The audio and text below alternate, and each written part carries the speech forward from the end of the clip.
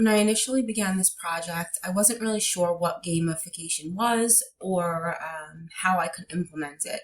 So after some research and really understanding what it is, I realized that essentially I want to teach my students something, and I would like to do that in a way that engages them, excites them, gives them some ownership.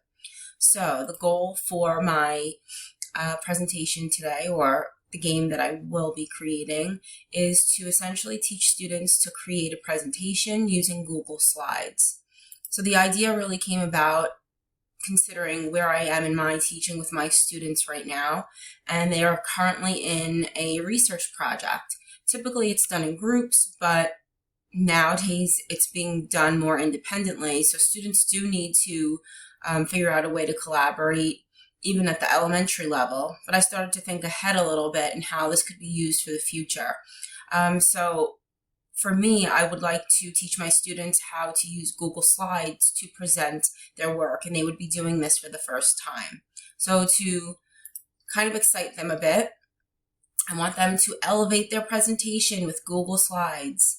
They could test their knowledge, unlock exclusive features, and make their work stand out from the rest. Just a little way to get them excited or eager to get started. I organized this based on principles. So after having a better understanding of Principle 1, I decided that all students will begin with basic features. They'll get one slide. They will have access to one layout in Google Slide, the title and body one. They will only be able to use one font, and they will only be able to use black text. As time progresses, the group will gradually unlock access to additional slides and advanced features that will essentially enhance their presentation. In terms of Principle 2, identifying the core loop, the idea is that students will use their research knowledge to earn slide bucks, which is a little term I came up with, for their group, and also move through the ranks independently. So when they are earning those slide bucks, they are doing it through some activities such as possibly vocabulary matches based on the domain of the research that they've completed, maybe filling in a timeline accurately, maybe some fun riddles or puzzles or even quizzes just to test their knowledge. And of course, these activities will increase in difficulty as either time progresses or the more they are engaged in the activity. And these are some of the items that slide bucks can be used for once they earn them. They can purchase additional slides to enhance their presentation. They will have access or exclusive access to additional slide themes, additional slide layouts, a variety of font and colors. They will also have access to teacher-led tutorials, whether it be learning how to add images to slides, adding videos to slides, possibly adding hyperlinks to slides, learning how to use the animation tools and transitions to their presentation. And of course, extra work time, because we want to certainly limit their resources as they are kind of learning how to use Google Slides and exciting them to keep working and learn how to use more features or have access to more features. So slide bucks can only be earned by accurately completing the domain-focused activities, which will only happen after school hours, essentially a homework assignment. The groups can only spend slide bucks on 2 items per class, so they really will have to think about and prioritize which item is most important for their presentation. The presentations can only be adjusted by the group during scheduled class hours. Unless they purchase more time with slide bucks, then they'll have access to their presentation after school hours. And just to instill a sense of ownership, students will really be able to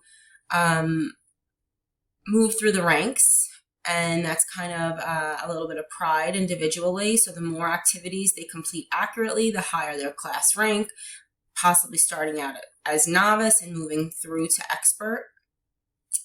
better presentation, having additional features in your slides, making it more visually appealing could lead to a better grade. Also, just learning or having the knowledge of how to use advanced features in Google Slides. Also, experience with collaboration. That's kind of something that's important as students continue moving forward, and even in their professional life, you always have to have some type of collaboration skills. Strengthening their time management skills, their ability to prioritize, budgeting skills, using the slide bucks appropriately, and most of all, I think it'll be a time saver in the future. After students complete their presentation with their group, they'll all have access to this template that they created with the transitions and the animation and the layouts. And when they are possibly creating another presentation for another class or to use it in their professional life, they will have this done and created, and it could be something that's saved to their personal folder, and it will be used in the future and essentially save a lot of time for them.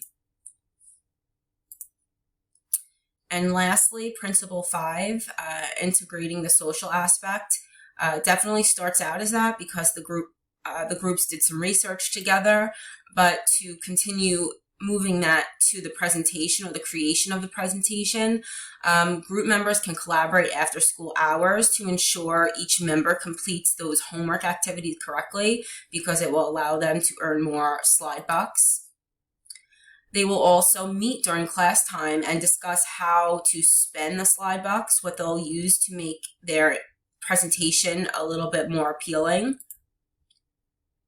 And they'll work collaboratively during class time to improve the presentation with the additional features that they purchased with their slide bucks. And pretty much at the end, I would say that this is going to be very useful because not only is it going to highlight their research knowledge, it's also going to allow them to use Google Slides in the future.